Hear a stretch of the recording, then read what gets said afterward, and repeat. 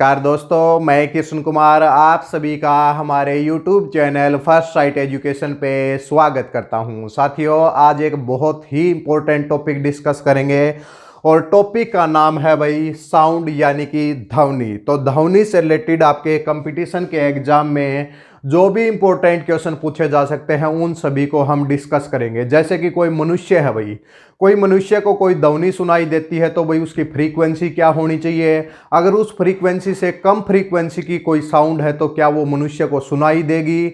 इसके अलावा फ्रीक्वेंसी से रिलेटेड यानी कि साउंड की फ्रीक्वेंसी कितनी होती है, साउंड का वेग कितना होता है यानी कि वेलोसिटी कितनी होती है, क्या साउंड यानी कि ध्वनि को किसी माध्यम की जरूरत होती है। तो इससे रिलेटेड बहुत ज़्यादा क्वेश्चन पूछे जाते हैं। जैसे कि भाई किसी समुद्र की हमें गहराई मापनी है तो एक सोनार इंस्ट्रूमेंट यूज किया जाता है, वो किस प्रकार काम करता है।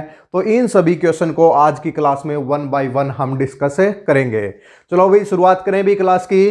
जो भी दोस्त नए आए हैं चैनल को सब्सक्राइब कर लें भाई, इसके साथ में बेल आइकन का बटन प्रेस कर लें ताकि भविष्य में जो भी क्लासेज की नोटिफिकेशन आएगी वो सबसे पहले आप तक पहुंचे।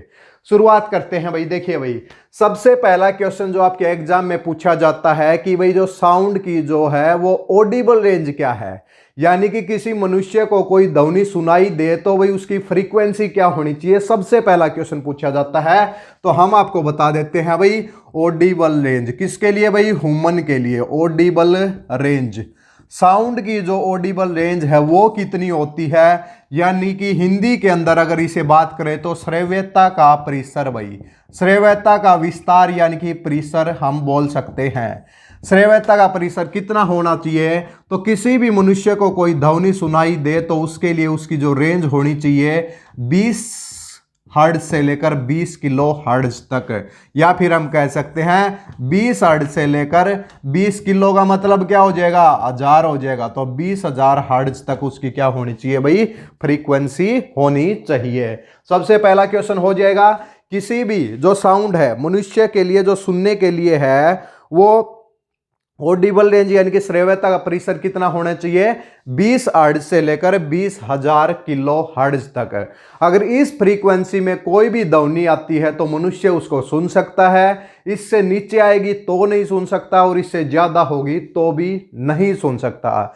कई बार आपने सुना होगा जैसे चमगादड़ अपना जो शिकार है, शिकार करता है जब यानी कि रात को निकलता है तो उसको कोई भी पशु जो आता है उसका क्या होता है, उसकी फ्रीक्वेंसी, उसकी जो साउंड है वो सुन जाती है, कई बार हमें सुनाई नहीं देती।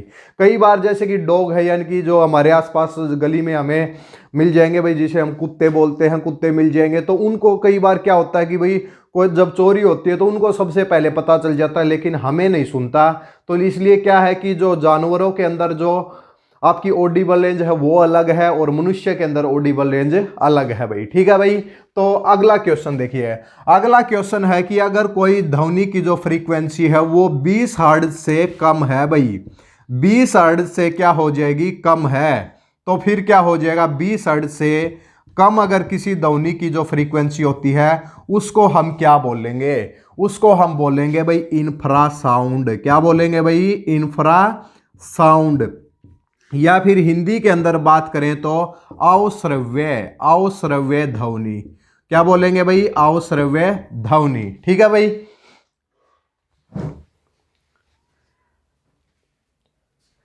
इसके बाद अगर कोई फ्रीक्वेंसी 20 किलो हर्ट्ज यानी कि 20,000 हर्ट्ज से ज्यादा है, यानी कि 20,000 हर्ट्ज से ज्यादा है तो उसको हम बोलेंगे अल्ट्रासाउंड। कुछ वर्ड सुनाई दे रहा होगा भाई, अल्ट्रासाउंड। जब हॉस्पिटल के अंदर जाते हैं तो भाई एक अल्ट्रासाउंड होता है, अल्ट्रासाउंड होता है तो वो कौन सी, किसके ऊपर बेस है, तो पहले तो वो साउंड के ऊपर ही बेस है। किसके ऊपर है भाई, साउंड के ऊपर बेस है।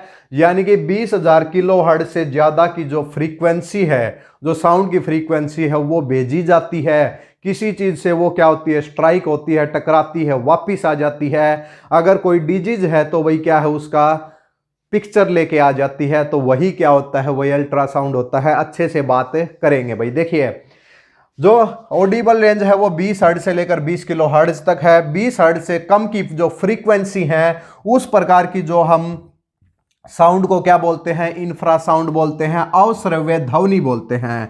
20 किलोहर्ट्ज से ज्यादा की अगर कोई यानी कि साउंड है, यानी कि उसकी फ्रीक्वेंसी ज्यादा है 20,000 किलोहर्ट्ज से, तो उसे हम बोलते हैं अल्ट्रासाउंड वेव, या फिर हिंदी के अंदर बात करें तो पराध्वनि बोलते हैं। क्या बोलते हैं? पराध्वनि बोलते हैं।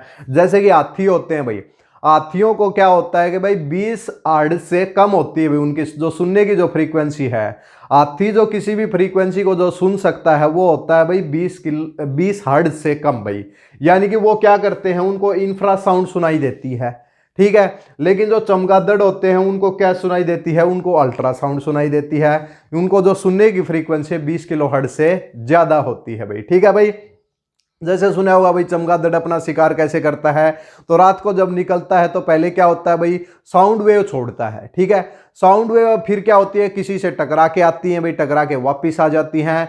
वो जो ह्यूमन की जो सेंस होती है कि भाई कौन व्यक्ति आ रहा है, क्या ये शिकार है या फिर यह कोई व्यक्ति है, तो वो पता चल जाता है। जैसे आपको भी पता चल जाता है भाई, जब कोई व्यक्ति आपके पास आता है, आपने बिल्कुल आंखें बंद कर रखी हैं, लेकिन व्यक्ति का आपको पता चल जाता है कि कौन व्यक्ति आ रहा है। और जानवर आता है तो जानवर का ये क्या होता है, ह्यूमन की जो सेंस होती है, उसी प्रकार जानवरों के अंदर भी सेंस होती है कि भाई कोई शिकार आया है या फिर कोई व्यक्ति आया है, ठीक है भाई।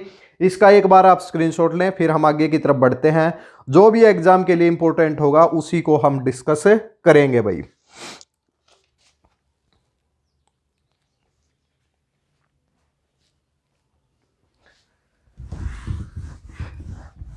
इसके बाद हम बात करते हैं कि अल्ट्रासाउंड है। जो अल्ट्रासाउंड है उसके यूज क्या है भाई, तो सीधे सीधे आपको वैसे ही बता देते हैं। अल्ट्रासाउंड किस चीज के अंदर यूज होता है?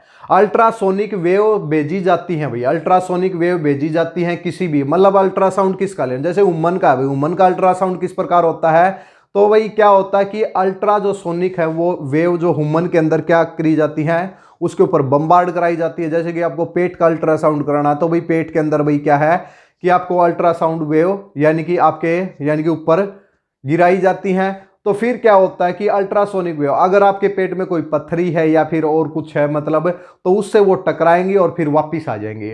अगर कुछ भी नहीं है, यानी कि कुछ भी नहीं है, कोई यानी कि पत्थरी नहीं है, तो वो पास हो जाएंगी। जो हमारी पिक्चर आएगी वो बिल्कुल साफ आएगी, जैसे कि हमारे बॉडी के अंग हैं। अगर कोई पत्थर हुआ तो पत्थर से टकरा के वापिस आ जाएंगी, और फिर क्या है उसका जो पिक्चर है बता देंगे कि यहाँ पर आपके वही पत्थरी है। तो ये अल्ट्रासाउंड इस प्रकार करते हैं। या और कोई डिजीज है तो वो अल्ट्रासाउंड का हो जाएगा, ठीक है भाई। इसके अलावा अल्ट्रासाउंड का जो यूज क्या होता है कि कोई भी मटेरियल है उसके अंदर क्रैक है या नहीं। मान लिया कि कोई एक मटेरियल है भाई, कोई धातु है, उसके अंदर क्या कोई क्रैक है या नहीं। मान लिया कि यहां पर क्रैक है, तो यहां से अल्ट्रासोनिक वेव जाएंगी, और यहां से जब आगे पास होने के लिए जगह नहीं मिलेगी तो यहीं से वापस आ जाएंगी और इसका पिक्चर दे देंगी कि यहां पर इतनी दूरी के ऊपर इसके अंदर क्या है भाई, यानी कि क्रैक है भाई, तो उसको ठीक कीजिए। तो किसी भी मटेरियल के अंदर क्रैक को चेक करने के लिए भी किसका यूज किया जाता है, अल्ट्रासाउंड का यूज किया जाता है। इसके बाद एक पेपर के अंदर बहुत इंपॉर्टेंट क्वेश्चन पूछा जाता है, सोनार। सोनार पूछा जाता है। इसकी पहले तो फुल फॉर्म क्या होती है, यानी कि इस एसओ से हम बोलेंगे साउंड भाई, क्या बोलेंगे, एसओ से हम बोलेंगे साउंड। फिर एन से बोलेंगे नेविगेशन, यानी कि क्या होता है, नेविगेशन। ए से हम बोलेंगे एंड, और फिर आर से हम बोलेंगे रेंजिंग भाई, क्या बोलेंगे, रेंजिंग।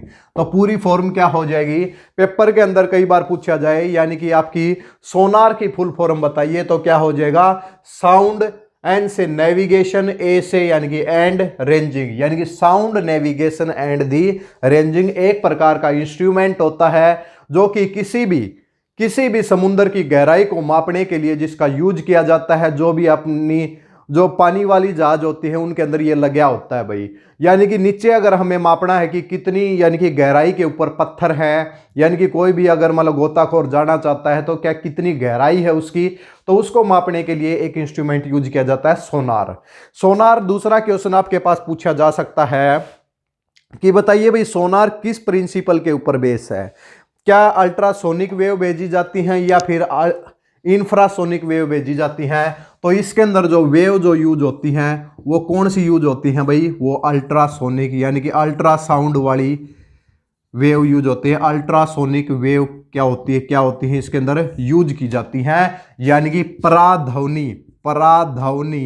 तरंगे, पराध्वनि तरंगे इसके अंदर क्या होती हैं, यूज होती हैं। ठीक है भाई, तो इसके अंदर किस प्रकार करता है, जैसे कि भाई समुद्र के ऊपर जहाज है, नीचे की तरफ वो करना है तो क्या होता है, साउंड भेजी जाती है नीचे, अल्ट्रासोनिक वेव भेजी जाती हैं। अल्ट्रासोनिक वेव जाती हैं, पत्थर से टकराती हैं, वापिस आ जाती हैं, टाइम नोट कर लिया जाता है। भाई क्या कर लिया जाता है, टाइम नोट कर लिया जाता है कि भाई कितनी देर में आई, तो टाइम आ जाएगा हमारे पास ये, और वेलोसिटी यानी कि पानी के अंदर साउंड की वेलोसिटी कितनी होती है उसको देख लेते हैं, और वेलोसिटी इनटू में टाइम कर देते हैं, वो क्या आ जाती है, डिस्टेंस आ जाती है। वो क्या आ जाती है, डिस्टेंस आ जाती है।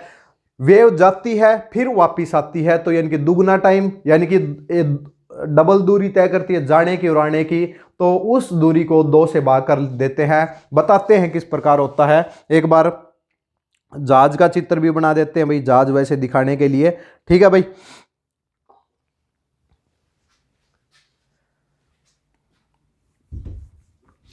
देखिए भाई ये आपका जैसे कि पानी है। ठीक है भाई, यहां पर हमने अपनी तरफ से भाई जहाज बना दी भाई, और यहां पर क्या है भाई, यहां पर एक इंस्ट्रूमेंट लगा दिया हमने जो कि क्या है कि भाई सोनार है। ठीक है भाई, ये पानी है भाई, ये पानी है हमारा। इस पानी का क्या होता है कि पानी नीचे होता है, यहां पे पत्थर है, यहां पे क्या है, पत्थर है, तो यहां से क्या होती है, अल्ट्रासोनिक वेव भेजी जाती हैं भाई।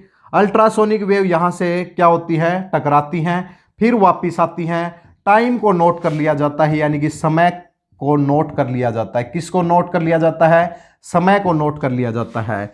किस वेलोसिटी से जाती हैं साउंड, वेलोसिटी पानी के अंदर, वो वेलोसिटी कैलकुलेटेड होती है भाई, यानी कि साउंड के अंदर, एयर के अंदर हम बात मानते हैं भाई 331 मीटर पर सेकेंड, यानी कि साउंड की क्या होती है, वेलोसिटी होती है 0 डिग्री सेल्सियस के ऊपर, 22 डिग्री सेल्सियस के ऊपर 344 होती है, याद रखना, ये बताएंगे थोड़ी देर में।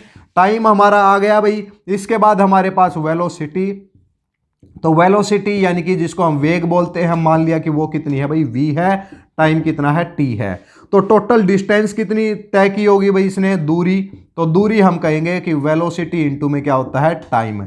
लेकिन दोस्तों दूरी क्या होती है, दूरी जाने की प्लस के आने की होती है। हमें तो केवल गहराई मापनी है, तो गहराई यानी कि एक तरफ की लेंगे, जो भी दूरी आएगी उसका हम क्या कर देंगे, उसको 2 से भाग कर देंगे, वो उसकी क्या हो जाएगी, गहराई हो जाएगी। क्या हो जाएगी, गहराई हो जाएगी। पेपर के अंदर अगर प्रश्न पूछा जाए, वेलोसिटी दे रखी है, टाइम दे रखा है, सोनार इंस्ट्रूमेंट यूज किया है, बताओ भाई उसकी गहराई कितनी है, तो आप दूरी निकालेंगे, यानी कि वेग इनटू में क्या है भाई, समय, और फिर उसको 2 से भाग कर देंगे, किसके लिए, गहराई के लिए। एक बार स्क्रीनशॉट लेंगे, फिर हम आगे की तरफ बढ़ेंगे। ठीक है भाई,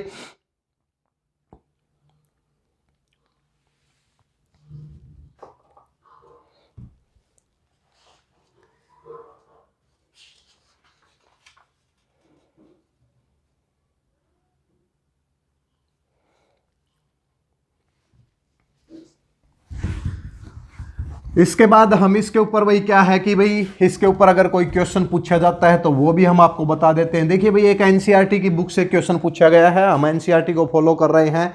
ठीक है भाई, देखिए भाई speed of the sound in the water, यानी कि जो साउंड की जो स्पीड है वीएस, किसके अंदर भाई, वाटर के अंदर, यानी कि साउंड की जो स्पीड है वो वाटर के अंदर कितनी होती है, 1531 मीटर पर सेकंड होती है। कितनी होती है, 1531 मीटर पर सेकंड।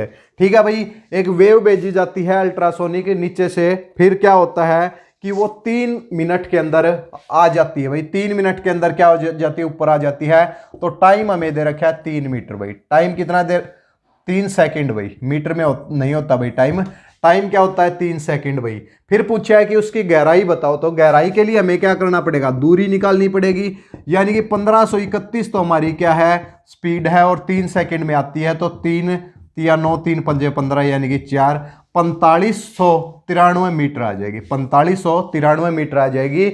ये तो क्या है कि जाने की प्लस के आने की है। गहराई अगर हमें निकालनी है तो क्या करेंगे, इसको 2 से भाग कर देंगे, और 2 दूनी 4, 2 दूनी 4, 2 में 18, 2 छिके 12, यानी कि जो समुद्र की गहराई है वो कितनी आ जाएगी, 2 किलोमीटर 296 मीटर आ जाएगी। 2.296 किलोमीटर उसकी क्या हो जाएगी, गहराई आ जाएगी। तो ये आपका आंसर हो जाएगा। ठीक है भाई, तो उम्मीद करते हैं कि भाई श्रव्यता यानी कि ह्यूमन की जो सुनने की फ्रीक्वेंसी है वो क्या है 20 हर्ट्ज से लेकर और 20 किलो हर्ट्ज तक होती है। ठीक है भाई, तो उससे कम होगी तो इंफ्रासोनिक हो जाएगी और उसके ज़्यादा होगी तो यानी कि अल्ट्रासोनिक वेव हो जाएंगी। इसके बाद सबसे इंपॉर्टेंट टॉपिक की तरफ चलते हैं कि जो साउंड है यानी कि जो ध्वनि है सबसे ज़्यादा उसका वेग किसके अंदर होता है, यानी कि साउंड की जो वेलोसिटी है वो सबसे ज़्यादा क्या सॉलिड के अंदर होती है, लिक्विड के अंदर होती है या फिर गैस के अंदर होती है।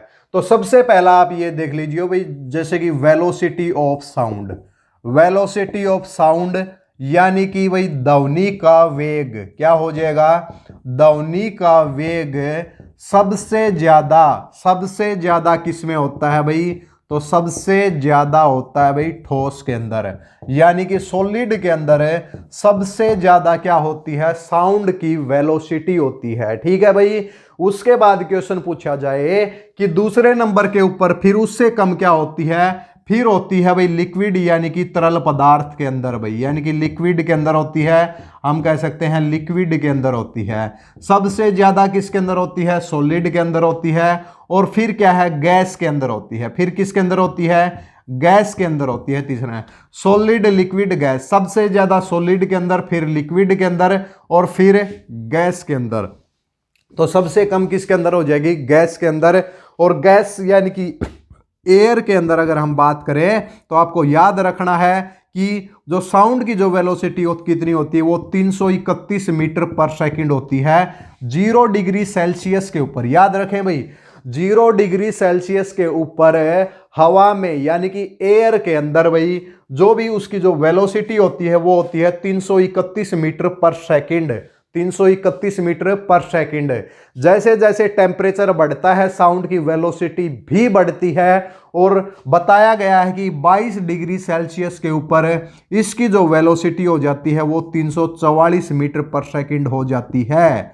यानी कि ये एनसीईआरटी की बुक में लिखा हुआ है। सबसे इंपॉर्टेंट टॉपिक है कि ध्वनि का वेग सबसे ज्यादा सॉलिड के अंदर, फिर लिक्विड के अंदर, फिर गैस के अंदर। और गैस में जब एयर की बात करेंगे तो एयर के अंदर 0 डिग्री सेल्सियस के ऊपर 331 मीटर पर सेकंड और 22 डिग्री सेल्सियस के ऊपर 344 मीटर पर सेकंड। एनसीईआरटी की बुक अगर आपके पास है तो उसके अंदर एक टेबल दी हुई है। एल्यूमिनियम में सबसे ज्यादा दिखाई गई है, उसके बाद लिक्विड के अंदर दिखाई गई है। जैसे हमने वाटर के अंदर बताया तो वाटर के अंदर जो साउंड की जो वेलोसिटी होती है वो 1531 मीटर पर सेकंड होती है। क्या होती है भाई, 1531 मीटर पर सेकंड उसकी क्या होती है, वेलोसिटी होती है। यानी कि एक सेकंड में 1531 मीटर की दूरी तय करती है साउंड। किसके अंदर भाई, वाटर के अंदर। किसके अंदर भाई, वाटर के अंदर। जल्दी से नोट डाउन करेंगे और फिर आगे की तरफ बढ़ेंगे। साथ साथ में भाई वीडियो अच्छी लगती है तो भाई वीडियो को लाइक, चैनल को सब्सक्राइब करना तो बिल्कुल भी ना भूलें। ठीक है,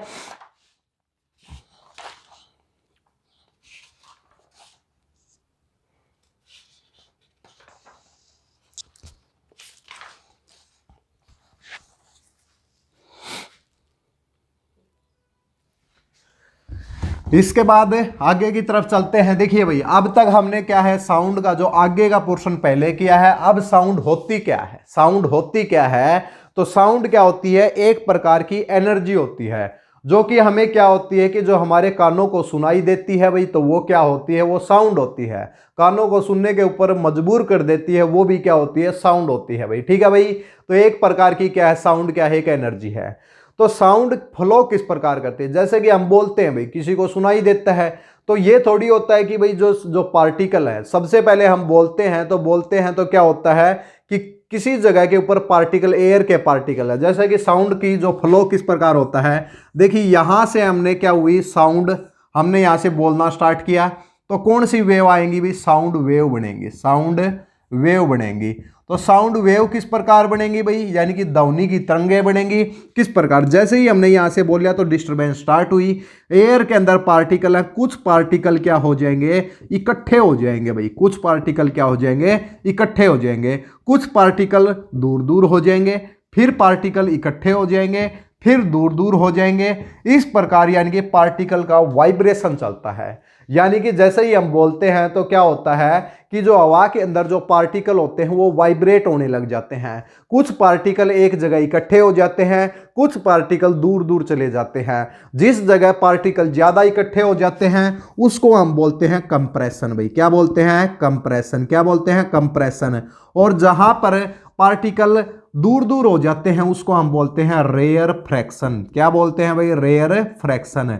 तो यानी कि जो साउंड वेव है वो किसकी फॉर्म में फ्लो करती है? Compression and the rare fraction. Actual में पार्टिकल मूव नहीं करते, केवल डिस्टरबेंस मूव करती है। जैसे ये पार्टिकल इकट्ठे होंगे वाइब्रेट करने लग जाएंगे, ये दूर दूर वाइब्रेट करने लग जाएंगे, फिर ये वाइब्रेट करने लग जाएंगे, ये दूर दूर वाइब्रेट करने लग जाएंगे। तो यानी कि पार्टिकल अपनी मेन पोजीशन के अबाउट वाइब्रेट करते हैं, ना कि मूव होते हैं।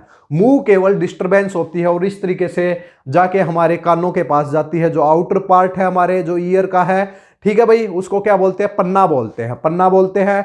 फिर यानी कि मिडल ईयर और फिर क्या है? Inner ear. तो वहां पर जाती है ईयर ड्रम के ऊपर, यानी कि आउटर जो बाहरी भाग होता है कान का, वहां पे ईयर ड्रम होते हैं, ईयर ड्रम के ऊपर टकराते हैं, वहां पे वाइब्रेशन प्रोड्यूस होती हैं। और इनर पार्ट के अंदर जो साउंड वेव है वो क्या है? इलेक्ट्रिकल सिग्नल में चेंज हो जाती हैं और हमारे यानी कि ब्रेन तक वो पहुंच जाती हैं। इस प्रकार साउंड होती है। लेकिन पेपर में कैसे पूछा जाएगा? तो साउंड वेव क्या होती है भाई? तो साउंड वेव होती है लॉन्गिट्यूडनल। कौन सी होती है भाई? लॉन्गिट्यूडनल वेव होती हैं। और अगर हिंदी के अंदर बात करें तो यानी कि इसको क्या बोलेंगे भाई हिंदी के अंदर? हिंदी के अंदर इसका जो नाम है वो है अनुदैर्घ्य। अनुदैर्घ्य तरंगे भाई, हिंदी वाले याद रखें भाई, अनुदैर्घ्य। साउंड वेव क्या होती हैं? लॉन्गिट्यूडनल होती हैं। और इसका जो हिंदी के अंदर, देखिए हिंदी के अंदर ज्यादा हमें भी नहीं पता है, लेकिन आपके लिए हम लिख देते हैं अनुदैर्घ्य तरंगे। हिंदी वाले समझ जाएंगे कि कौन सी होती हैं। अनुदैर्घ्य तरंगे होती हैं, ठीक है भाई। तो साउंड वेव क्या होती हैं? लॉन्गिट्यूडनल वेव होती हैं। और साउंड वेव कंप्रेशन और रेयर फ्रैक्शन की फॉर्म में मूव करती हैं। एक बार स्क्रीनशॉट लें, आगे की तरफ बढ़ेंगे।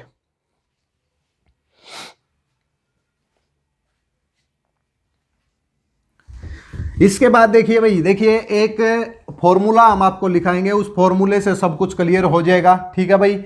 जैसे कोई भी एक वेव होती है तो वेव की क्या क्या मतलब, उसकी कैरेक्टरिस्टिक क्या होती है। जैसे कि साउंड वेव है भाई, तो साउंड वेव के क्या क्या होंगे भाई? तो साउंड वेव का एक तो होगा भाई हमारे पास फ्रीक्वेंसी, यानी कि साउंड वेव की क्या होगी भाई? एक तो होगी हमारे पास फ्रीक्वेंसी। क्या होगी? फ्रीक्वेंसी हो जाएगी। उसके बाद क्या हो जाएगा?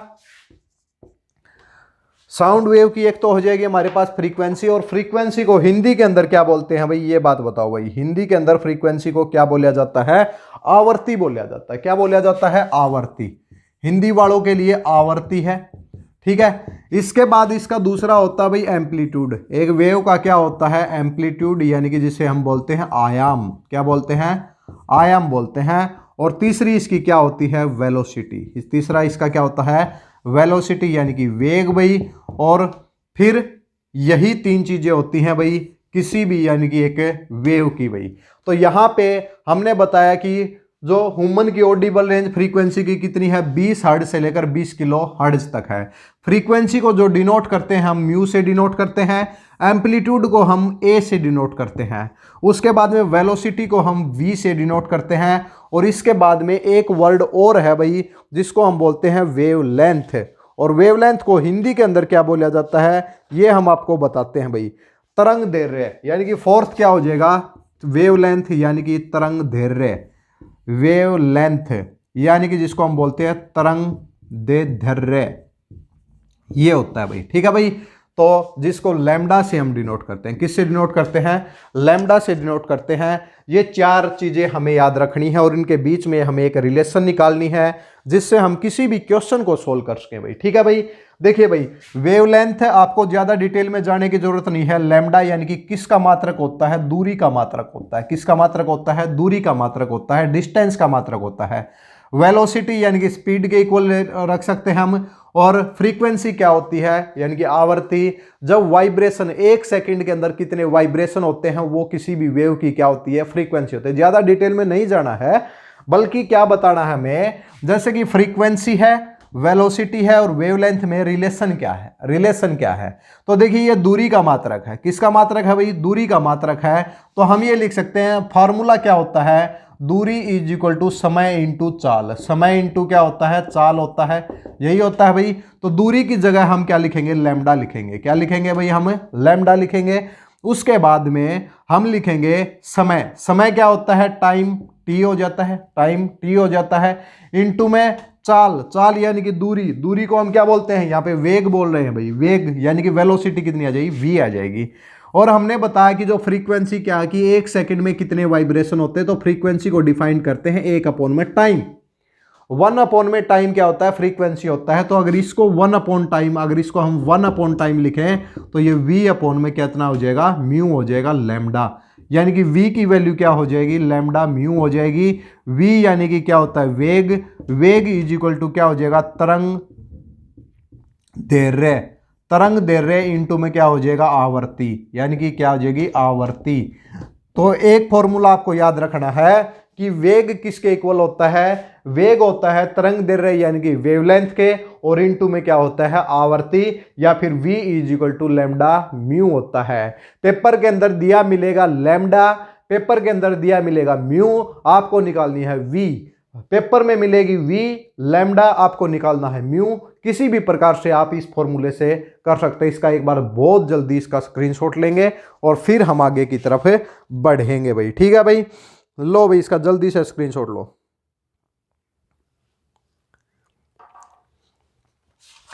लगभग हमारा टॉपिक है जो कंप्लीट हो गया है, ठीक है भाई। तो जो भी आपका देखिए एनसीईआरटी की बुक से हमने बताए हैं आपको सारे के सारे, एक बार स्क्रीनशॉट लें फिर बताते हैं।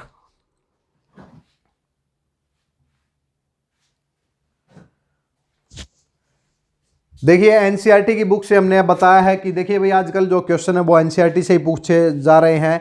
यानी कि देखिए भाई जो ध्वनि है, ध्वनि को प्रोपगेट होने के लिए, संचरण होने के लिए किसकी जरूरत होती है, माध्यम की जरूरत होती है, यानी कि मीडियम की जरूरत होती है। ये सभी आप सभी जानते भी होंगे, ठीक है भाई। इसके बाद हमने बताया कि भाई जो वेव है वो कौन सी होती हैं, लॉन्गिट्यूडनल वेव होती है। कौन सी वेव होती हैं, लॉन्गिट्यूडनल वेव होती हैं। साउंड की कौन सी वेव होती हैं, लॉन्गिट्यूडनल वेव होती हैं। ये भी हमने आपको बता दिया, वेग भी बता दिया, इसके अभिलक्षण भी बता दिए। सबसे ज़्यादा यानी कि सॉलिड के अंदर, फिर लिक्विड के अंदर, फिर गैस के अंदर, ये सब हम आपको बता चुके हैं। इसके बाद में एक ह्यूमन रेंज के बारे में भी बता चुके हैं। एक सबसे बड़ा जो टॉपिक अब बचता है, रिफ्लेक्शन ऑफ द साउंड भाई, यानी कि रिफ्लेक्शन ऑफ द साउंड, यानी कि जब हम किसी पहाड़ी के ऊपर खड़े होकर बोलते हैं, मूवी के अंदर देखा होगा कि भाई बोलते हैं तो क्या होता है, हमारी साउंड वापस हमारे पास आ जाती है, वापस साउंड हमारे पास आ जाती है। तो वो क्या होता है, वो रिफ्लेक्शन ऑफ द साउंड होता है। उससे इचो भी प्रोड्यूस होता है। इचो प्रोड्यूस इसलिए होता है क्योंकि वापस टकरा के हमारे कानों के अंदर हमारी आवाज़ वापस आ जाती है, तो वो क्या हो जाता है, वो रिफ्लेक्शन हो जाता है। तो रिफ्लेक्शन ऑफ द साउंड यानी कि आपने देखा होगा। दूसरा क्या है रिफ्लेक्शन ऑफ साउंड, जब हम किसी हॉल के अंदर खड़े होकर कुछ बोलते हैं तो दीवारों से यानी कि आवाज़ हमारी टकराती है, वापस हमारे पास आ जाती है, एक गूंजन पैदा होती है। तो वो क्या होती है, वो रिफ्लेक्शन ऑफ दी साउंड यानी कि ध्वनि का परावर्तन होता है। क्या होता है, ध्वनि का परावर्तन। इसके अंदर दो वर्ड हम यूज करेंगे। एक होता है इचो, यानी कि जिसको हम बोलते हैं प्रतिध्वनि, प्रतिध्वनि। इसके अंदर क्या होता है, जैसे कि हम यहां से बोलते हैं, जैसे यहां पे एक पहाड़ी है भाई, हम यहां से हमारी वेव जाती हैं, जैसे साउंड वेव जाती हैं, हम यहां से बोलते हैं, वापिस इससे टकरा के वापिस हमारे पास आ जाती हैं। तो वो एक प्रकार का क्या बनता है, इचो बनता है। क्या बनता है, इचो बनता है। और जो वेव ये ऐसा नहीं है कि हमें बहुत देर बाद सुनाई देती है। जो इचो के अंदर जो वेव हमें जो सुनाई देती है, पहाड़ी के ऊपर हम खड़े हैं तो वो वापिस भी 0.1 सेकेंड के अंदर आ जाती है भाई। 0.1 सेकेंड के अंदर, 0.1 सेकेंड के अंदर हमें क्या हो जाता है कि वो जो इचो है वो हमें सुनाई दे जाती है। तो टाइम कितना हो जाता है भाई, तो 0.1 सेकेंड भाई। और हमने आपको बताया भी है कि जो इसकी जो वेलोसिटी होती है, अब 0 डिग्री सेल्सियस के ऊपर तो 331 होती है, 331 है। क्या हम ऐसा हो सकता है कि हम कोई कुछ बोल रहे हैं और पहाड़ी है, तो पहाड़ी हमारे से कितनी दूरी के ऊपर है, क्या हमें ऐसा पता लग सकता है भाई, ठीक है। तो अगर हमारे पास में पहाड़ी है तो 0.1 सेकंड में आ जाता है। तो अगर पहाड़ी की लेंथ अगर हम अपने पास से मापना चाहें तो माप सकते हैं। किस प्रकार है, टाइम है 0.1 सेकंड में अगर हमें सुनाई दे जाती है। 0 डिग्री सेल्सियस के ऊपर 331 होती है, लेकिन 22 डिग्री सेल्सियस के ऊपर 344 मीटर पर सेकंड क्या होती है, इसकी स्पीड होती है। अगर यहां से डिस्टेंस यानी कि भाई दूरी अगर मापी जाए तो दूरी हो जाएगी हमारी 0.1 से करेंगे 34.4 मीटर आ जाएगी। लेकिन आवाज को जाने में और वापिस आने में जो दूरी तय हुई है वो 34.4 है। जाने की कितनी हो जाएगी, 17.2 मीटर। यानी कि जो पहाड़ी हमारे से पास में है वो कितनी है भाई, 17.2 मीटर की दूरी पर स्थित होगी भाई। ठीक है भाई, अगर 0.1 सेकंड में हमें सुनाई देता है। अगर हमारे पास एक्यूरेट मेजरमेंट है तो हम किसी भी पहाड़ी की यानी कि क्या निकाल सकते हैं भाई, लेंथ निकाल सकते हैं, हम कितने दूर खड़े हैं उससे, तो वो भी हम निकाल सकते हैं। इसके बाद एक होता है, दूसरी टर्म होती है रेवर्बरेशन। एक दूसरी टर्म होती है रेवर्बरेशन भाई, रेवर्बरेशन है। और जिसको हिंदी के अंदर अगर हम नाम दें तो अनुरणन। इसके अंदर क्या होता है, जब हम किसी हॉल के अंदर होते हैं और फिर बोलते हैं तो मल्टीपल जो साउंड का है वो रिफ्लेक्शन स्टार्ट हो जाता है। यानी कि एक रिफ्लेक्शन नहीं होता। जैसे हम हॉल के अंदर बोलते हैं तो एक दीवार के ऊपर टकराती है, फिर दूसरी दीवार के ऊपर टकराती है, फिर तीसरी के ऊपर, फिर फोर्थ में हमारे पास आ जाती है, इस साइड जाएगी। यानी कि आपस में मल्टीपल रिफ्लेक्शन जब साउंड का होने लगे तो उसको हम बोलते हैं रेवर्बरेशन। क्या होता है रेवर्बरेशन? रेवर्बरेशन को कम करने के लिए किसी होल के अंदर क्या लगाए जाते हैं, जो साउंड को जो एब्जॉर्ब करे, ऐसे यानी कि सीट लगाई जाती है, ऐसी सीट लगाई जाती है दीवारों के ऊपर भाई, रेवर्बरेशन को रोकने के लिए। देखिए अब क्या है कि देखिए जो साउंड को जो बढ़ाने के लिए क्या क्या हम यूज करते हैं, यानी कि हम किसका, लाउड स्पीकर का यूज करते हैं। लाउड स्पीकर का यूज करते हैं कि भाई ज़्यादा यानी कि दूर तक हमारी आवाज़ जाए, तो यानी कि जितने लाउड स्पीकर हैं वो यूज करते हैं। इसके अलावा एक क्वेश्चन पूछा जाता है कि एक डॉक्टर है भाई,